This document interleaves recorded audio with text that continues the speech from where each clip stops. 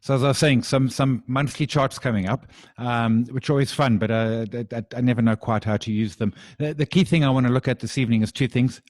Where I'm doing my stop losses, and then the lesson I learned in the last week in terms of 200-day moving averages. So this is my Liberty. Short was at 63.57. It dropped out. It did the 3% move below the rectangle. All was good. My stop when I initially entered, and let me put a nice big fat line in so I can show it nice and simple. Let's just put it up there. So my stop initially would have been there. Now, why would it have been at that point? There would be two reasons why the stop was there. One, it would have been pretty much 2 times ATR, which is what I'm looking, ATR, average true range. So twice average true range. And then what I'm looking for is I'm saying, okay, so I'm shorting it on that red candle there. Let me zoom in a little bit more. I'm shorting it on that red candle there. The previous highs is sort of that zone there, so let me go above it, which is exactly what I did. It then heads down. We get a couple of red days, we get a couple of green days, and then the market starts moving weaker again. What you notice, that green candle there doesn't go above the previous high, and this will look a little better if I stick it in a simple line chart. So that high there is below the previous significant high, which is below the previous significant high. We've got lower lows and lower highs. So we've got the trend on our side. Every time it makes a high, the next high is a little bit lower. Every time it makes a low, the next low is a little bit lower. And I'm not doing it on a day-to-day. You can see some noise in that point there. I'm looking for the bigger picture. So what I did was, there's my entry on the short there, ran down, ran up, and then went down again. And what was important, when it started to make new lows, in other words, it went below that level there, what it's doing, it's now making lower lows to go with the previous lower lows and the previous lower highs. So what I then do is I then ratchet my stop. So, okay, cool. We've now confirmed that this trend is continuing weaker, so I move my stop. You can see I'd had a gap there above the previous high. There's my next high at that point there. So I move my stop down to that level there, which is pretty much exactly where it is, 60.85. In other words, I'm taking that stop and I'm just ratcheting it as the trade is going in my direction. Excuse me. I'm not doing it too fast. I've learned that lesson many times before. I'm certainly being careful with it. But as it goes in its direction, and I'm always saying, you know, for me, if I am short a stock, what is the big indicator that I'm on the wrong side? Now, obviously, it's price action, but just looking at a chart, what tells you? Well, if it beats the previous high, you know, of the last week or 2 weeks or month or whatever the case is, if it breaches that previous high, well, then things are changing here, and I need to bail on it. So that's my current stop there right now as things sit. Now, as this then moves down again, let's say that Liberty as of tomorrow starts moving lower, and then when it breaches that level down there, I know that what have I got? It's below the previous high, so we've got another lower high. It's going to make a new low, so we've got another lower low, and then I will move that stop down to about that point there. So my stop is moving fairly slowly. It's taking days. I mean, I've been in this trade now since 2nd of September. It's days, if not a week or so, as I move it. I give it that time to bounce up, to fade away again, and then I will then move the stop again and sort of ratchet it down. If I look at Distill, no, I don't want to modify positions.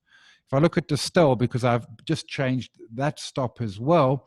So initially on Distill, my stop was lurking down around the 66 level.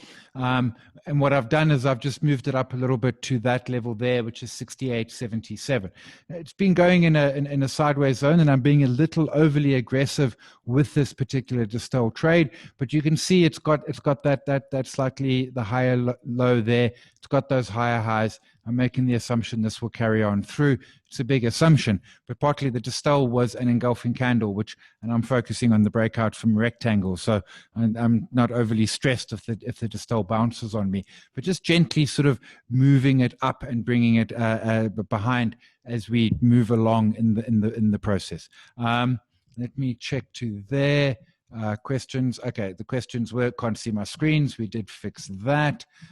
Is that making sense to folks? If the stop loss is still not quite there, then shout. What I'm not doing, I don't, trailing stops. I've used them, and particularly when I trade in Aussie, where I'm doing very, very short term, sort of 10, 20-minute trades. But trailing stops are often what I call a dumb stop. So I start with the 2 ATR, and then I manage it as it goes in my favor. You can, some folks such as Petri Reidenhuis will continue to use that 2 ATR level to keep that stop behind them. I'm much more interested in the actual levels. And if we go to candlesticks, you can see perhaps with a little better detail that, the zone I'm looking at here, the Stoll hasn't traded here since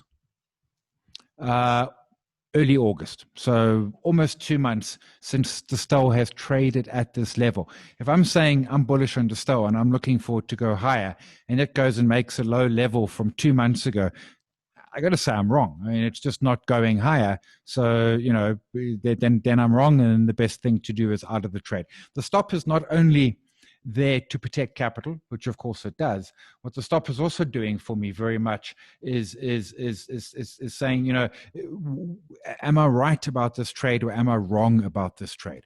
Now, always careful about being too aggressive, but if you're wrong, then the stop should be taking you out. If it's not going in the direction that you are looking for. The other big story for this week was my attempt at a break on this beast here, most namely British American Tobacco.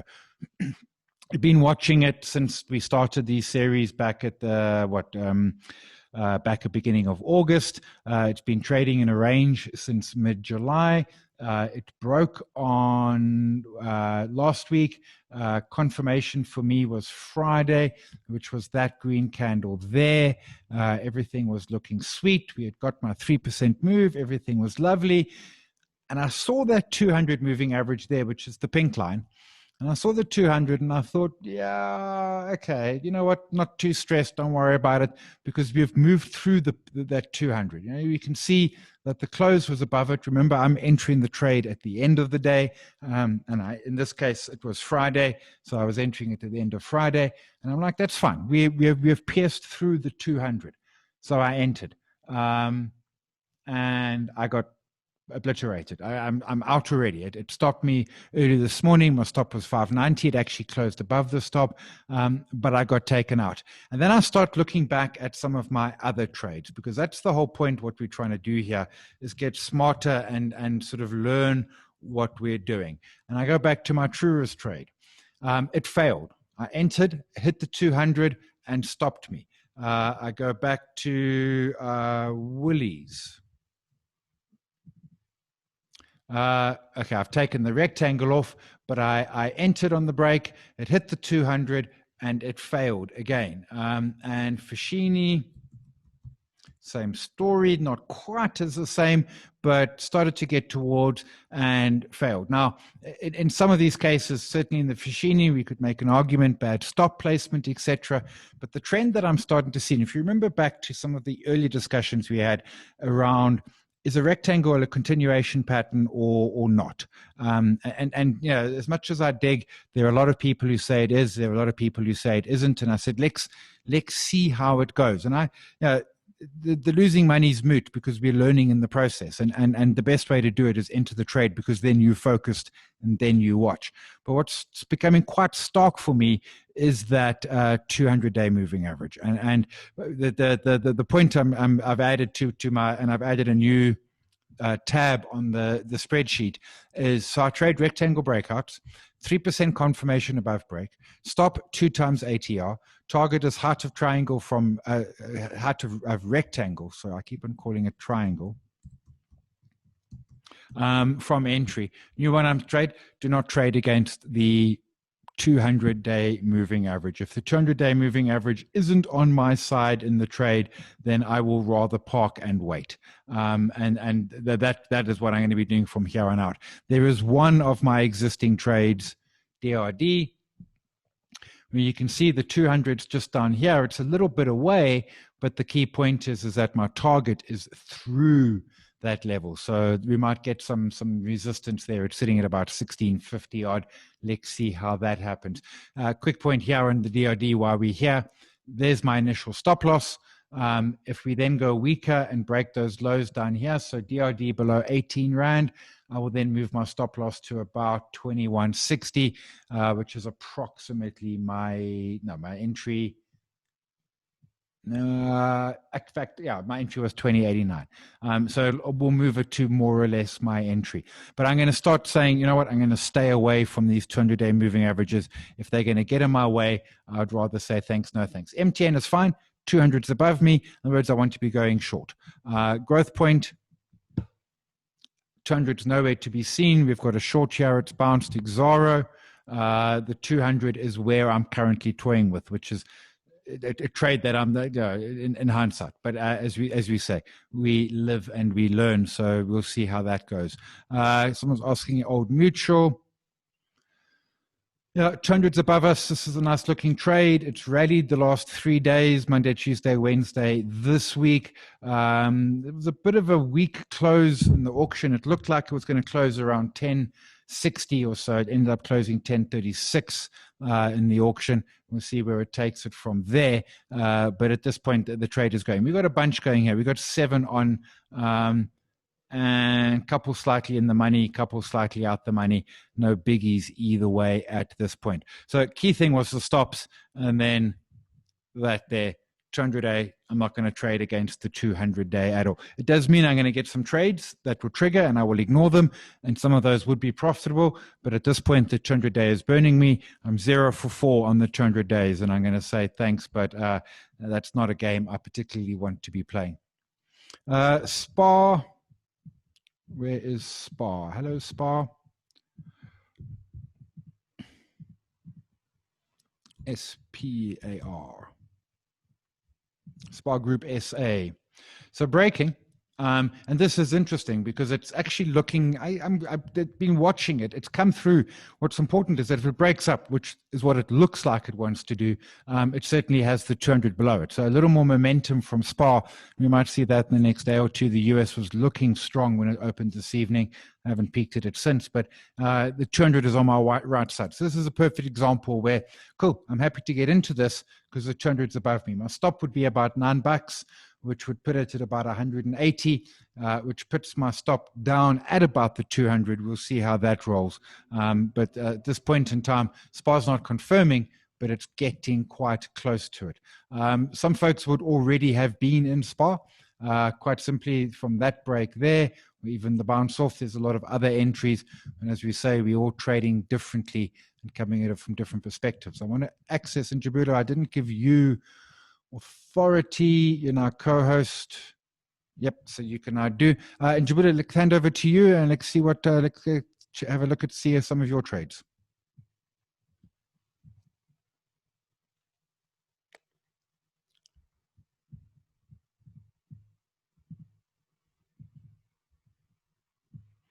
Gent, you are muted.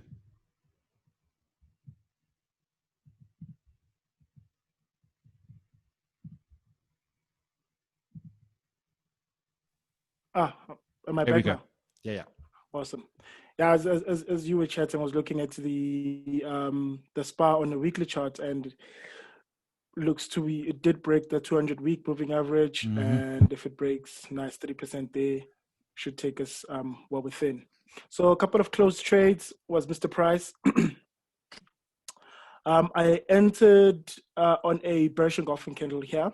I was actually preempting the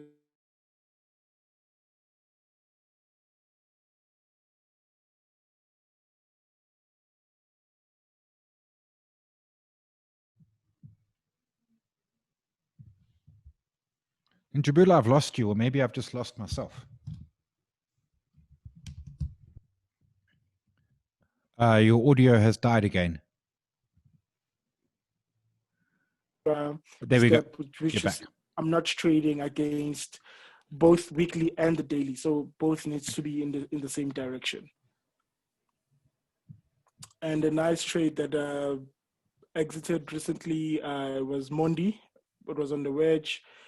Exited on the exited on the height of the wedge from where it started, and it broke but came back to close below that height. So I'm looking for a re-entry at 3% above this resistance zone here, which puts me at about 677 with my stop around 340. There's about looking to target the 420 levels.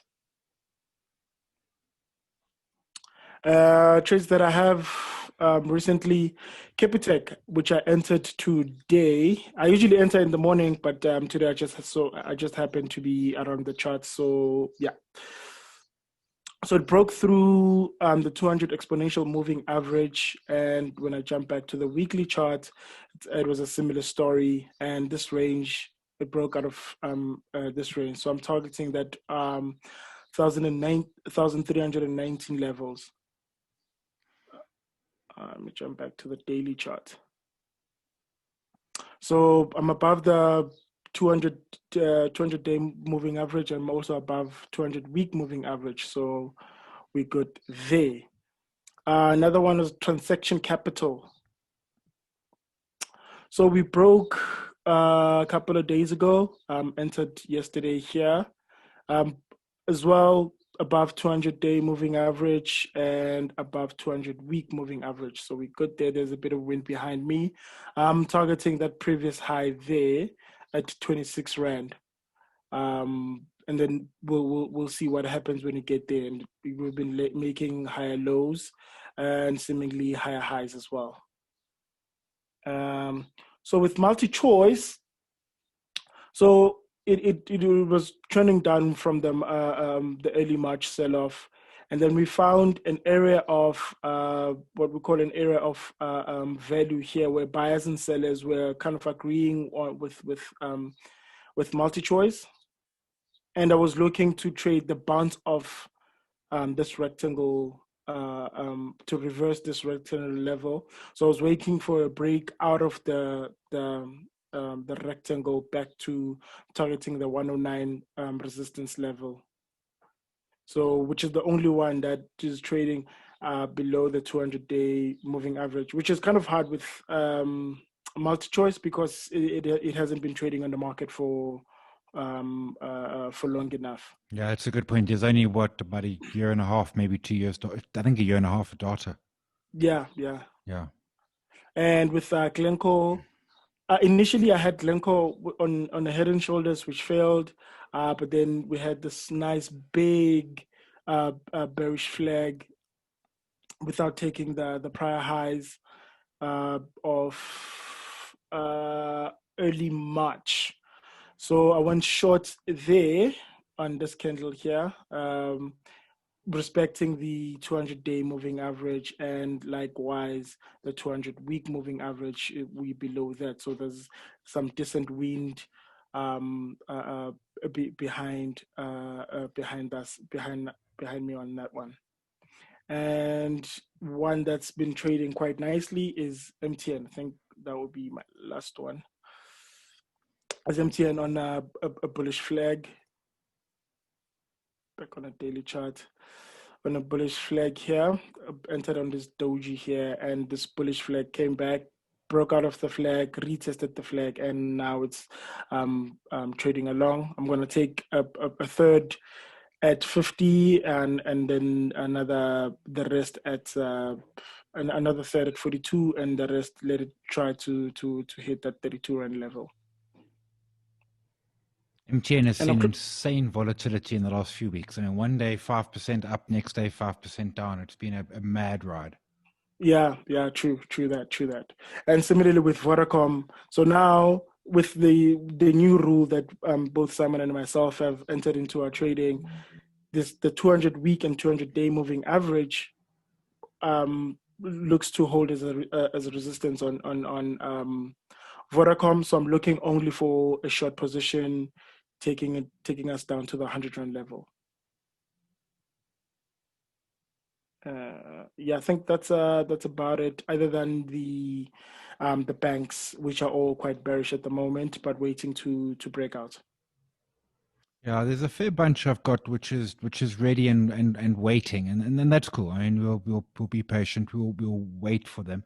I like the Yeah, phrase in Djibouti. You keep in mind it's that wind at the back, and it's small things like the trade of toss of a coins 50-50. So build that win. The 200 days, one of those wins, breakouts, etc. Just try to get things yeah. sort of weekly, daily, those sort of things, which is what I'm trying to build up to, and put more of that into the process. Yeah, and then another thing that I'm quite looking at quite closely is the gold chart, which is forming a nice wedge. And should we break this previous support here, which is now kind of a resistance, we should be off to the races. As my proxy, I'm looking at my gold miners to kind of trade those as well, and they all kind of have bullish patterns setting up. So I'm using my gold miners as a proxy to be trading gold instead of trading gold itself. Cool. Question coming through is how come we're not paying any commissions? And that's that there were issues with the syncing between the desktop or this platform and then the iPad. So Think Markets waived commissions. And I got a message from Red One, who runs Think Markets locally, on Monday, to which he says that they're going to do zero commission until the end of the year. And that's not just specials for me and Red One, that is specials for SA equity. So if you're trading South African equity here, the com will stay at zero from now until the end of the year. Any more questions coming through? I got tweeted a question around the DRD. Why such a large swap? Oh, yeah. So that there, I mentioned it last week. The issue there is DRD paid a dividend last week. It was last day to trade. So I was short that share. So I had to pay that dividend to somebody. I don't know, whoever it was. So I needed to pay the dividend. So it comes out through the swap. And effectively I then paid it. Now, on that day, I forget the exact numbers. I think the dividend was 35 cents. And DRD fell 45 cents. So I didn't bank all that 45-cent profit. I only banked 10 cents of that profit because 35 of it came out and was basically parked into the swap there, and taking some of the shine off the fall. Typically, you expect a stock to fall by its dividend on the ex-div date. So last day to trade, let's say that's today, last day to trade. If you hold the share at the close, you receive it. If you short the share at the close, you pay it. And then the next day, the share should fall, all things equal, by that amount. It doesn't always. Sometimes it's more, sometimes it's less, but more or less it's going to fall by that amount. Cool. And then I'm not seeing any. Oh, the other questions. Some questions that were sent to me earlier in the day. Am I going to be trading the offshores and the like? Yeah, I mean, it is absolutely my intention to look at indices, currency, FX, etc.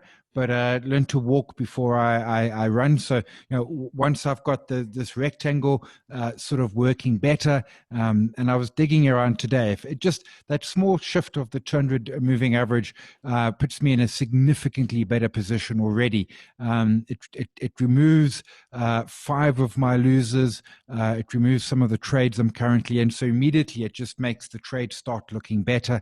We'll see how that pans out. But once we've got something that's working on the SA equity, then I'll put some dollars in. What I don't want to be doing is switching between the currencies. So I'll put some dollars in and fund a US account. I've got one here, but at this point there's zero cash in it. I'll put some cash in it and we'll start looking at the offshore at the same time. Cool. Ladies and gents, I'm not seeing questions. Njabula, you have any more thoughts or comments, or are we done? I wanted to keep it tight, and we've kept it ridiculously tight. I do have a few setups that I'm waiting for. Let's pull them in. So I mean, what I did, and I mentioned it to Njula beforehand, I was looking at the data, and we start losing people at half an hour. So I said to him, let's be tight. Let's try it done by 6, and then we get there early. So Njabula's got a couple, but we're going to try and keep this tight to sort of half an hour. People have got families and dinners and everything to head to from here. Yeah. So on it was on JC, which was previously long off, and I got stopped on I was long on a bullish engulfing candle, and then I got stopped somewhere here. Mm-hmm. So now we have a falling triangle pattern with this nice base here. So what I've decided to do in recent times is use my weekly chart for my levels. So and then stick to those. So we have this nice falling triangle, and I'll enter when it breaches these lows here. Mm-hmm. At about 110, targeting that 83 rands level. Xaro, this head and shoulders pattern is quite massive. I'm waiting for a break above there to, if I can zoom out properly, you can see a clear uptrend here. And we've broken above the 200-week moving average and seem to be retesting and respecting that 200-week moving average. And similarly to clicks,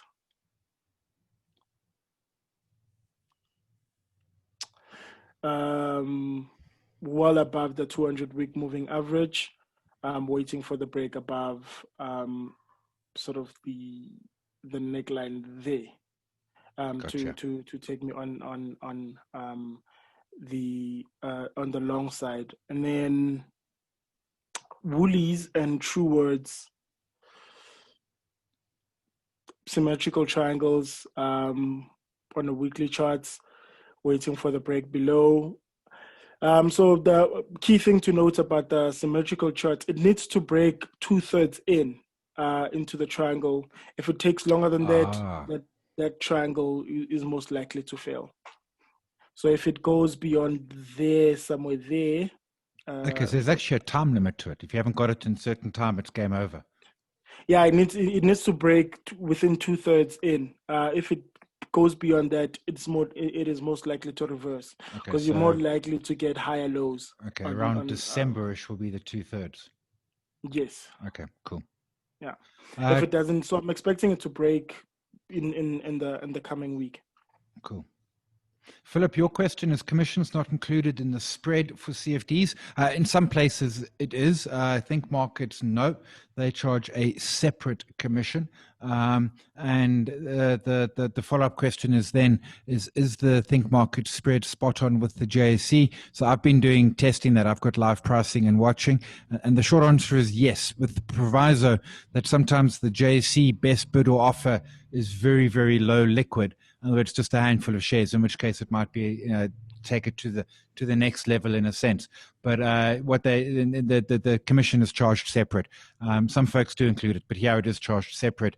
And at this point, and I stress again, it's on the South African equities only in a South African account. The commission is currently running at 0. Cool. Yeah, and another descending triangle on Pepcore as well. I'm looking for the break below, taking it to 4 rand. So around 4 and 20. I mean, you look at some of these prices. I forget which one it was, but I remember someone, and this goes years back, and like he had this target on a share, and I was like, that's completely ridiculous and impossible. And man, it played out. It took an age. It took an absolute age, but it played out, and the target happened. Yeah, I can't remember which stock where when I was using the setup to place the target, it put me below 0. So JSE, too close to the floor. When oil traded below 0 back in April, I checked with the JSE. The JSE cannot do negative numbers. Yeah, we were far too close to the floor, so I just know that. Yeah. Otherwise, I think that's it for me. Cool. I think another bullish flag on Kumba. Waiting for that. That's about it. Cool. We'll leave that there. Ladies and gents, we will be back again as always next week. If you folks got things you want us to particularly touch on and stuff, drop me a mail, simon@justonelap.com, or just reply to the mailer that goes out on Sundays. I don't know, charts you want to look at, or thoughts or theories or questions or stuff like that. Drop us a mail. We'll touch on those in these weeks as well. And then for some bizarre reason, it did that for me. I don't know where that's going. Anyway, Njabula, appreciate your time. You have a good week. We'll chat in the week. Ladies and gents, everyone stay safe. We'll chat again Wednesday. Cool. Cheers, everyone. Cheers all.